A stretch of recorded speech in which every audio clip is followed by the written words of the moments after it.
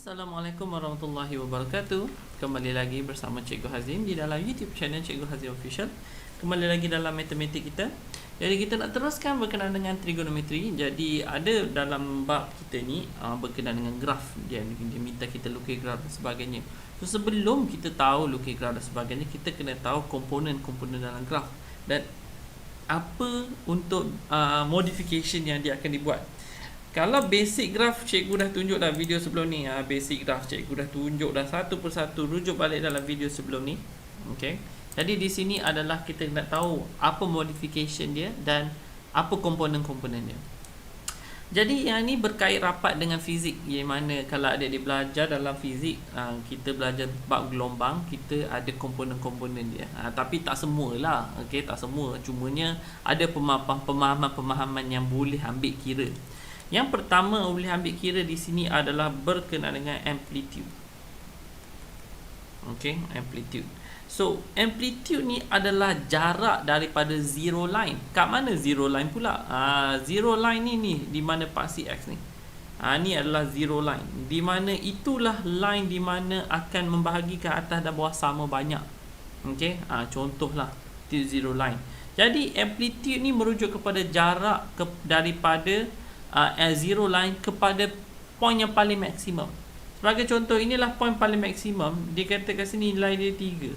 So jarak amplitude di sini, ini adalah nilai dia 3. Itulah amplitude.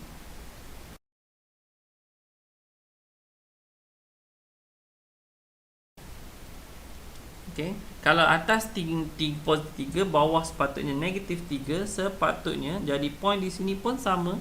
Ini juga amplitude. Tapi amplitude ambil kira jarak, bukan nilai negatif. So amplitude di sini juga akan jadi 3. 3 walaupun dia ke bawah negatif 3. Just nak kira ambil jarak. So fahamkan amplitude adalah jarak dari zero line. Okey, itu adalah jarak, permainan dengan jarak. Yang seterusnya adalah wavelength ataupun period. Okey, alright.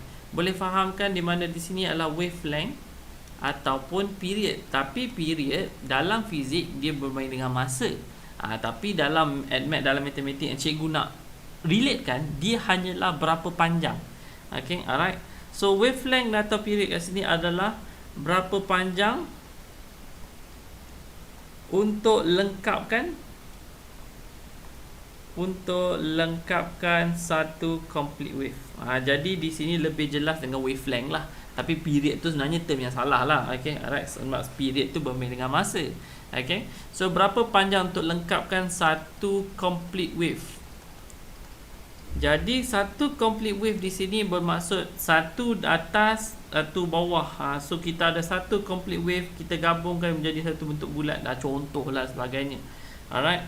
So ini bermain dengan complete wave, permainan dengan wavelength. Jadi untuk kita nak tengok gambar rajah di sini, okey, graf di sini, satu naik atas, satu di bawah. Jadi panjang daripada titik di sini sampailah permulaan dia.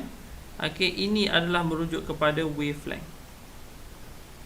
Ini merujuk kepada wavelength. Kalau lah di sini 360 degree, jarak untuk nak lengkapkan satu complete wave 360 degree. Itu pemahaman dia. Okey. Jadi itu merujuk kepada wavelength. Cikgu rasa dua tu sahaja yang kita nak fahamkan pun dalam admat. Memang dalam fizik banyak. Okey. Tapi kita nak teruskan kepada graph modification. Graph modification di sini ada format-format dia. Mungkin dalam buku textbook mungkin tak ada, tapi cikgu di sini nak terangkan kepada adik-adik format yang cikgu boleh memahamkan student-student semua. Di mana graf ataupun format di sini adalah merujuk kepada y equal to a sin bx plus c. Kalaulah yang normal, dia hanyalah y equal to sin x sahaja. Jadi kita boleh nampak bahawa yang warna merah di sini adalah modification dia ataupun pembaharuan yang diminta untuk kita lukis graf. Pembaharuan dia. Okey, ataupun modification dia. Jadi kita kena faham pertama sekali adalah pembaharuan untuk nilai A, di mana A, kedudukan A adalah pemalar ataupun koefisien kepada trigonometric function. Dia yang darabkan trigonometric function. Kalau dia yang mendarabkan kepada trigonometric function, itu adalah modification A. Dan modification A di sini pemalar lah. Apa yang pemalar ni buat? Apa yang A buat? A akan ubah amplitude, change the amplitude. Kalau lah nilai dia 3, 3 lah amplitude dia. Kalau 1, 1 lah. Okay? Alright, yang itu untuk A. Untuk B pula adalah coefficient of X. Kita tahu sin and then X. Kemudian yang duduk di hadapan X tu, itu adalah coefficient untuk B. Okay? Dan B ni merujuk kepada apa? B ni merujuk kepada represent number of turn in 360 degree.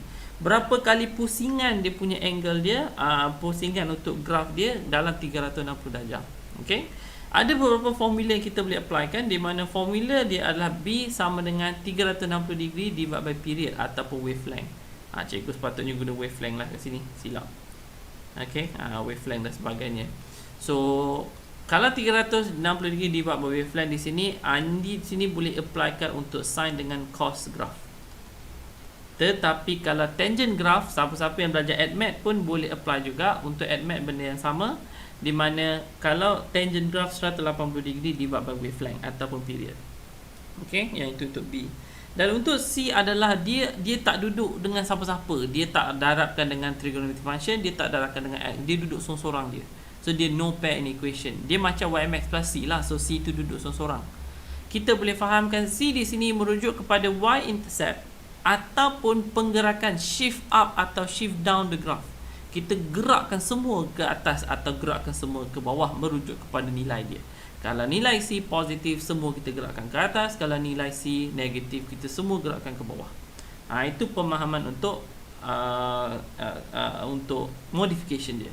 Jadi kita ada 3 modification yang jelas dan yang simple lah untuk matematik. Jadi untuk ADMAT mungkin ada lagi lah, okay? Tapi ini untuk matematik. Jadi cikgu rasa sampai sini saja, mungkin tak berapa jelas sebab cikgu tak bagi contoh. Contohnya untuk video dia selepas ini. Video seterusnya tunggu esok hari. Just subscribe saja. Bila subscribe nanti akan keluarlah notification. Okay, nanti akan keluar, boleh tekan dan kita belajar sama-sama. Okay, jadi itu saja. Jumpa lagi adik-adik. Alright, Assalamualaikum.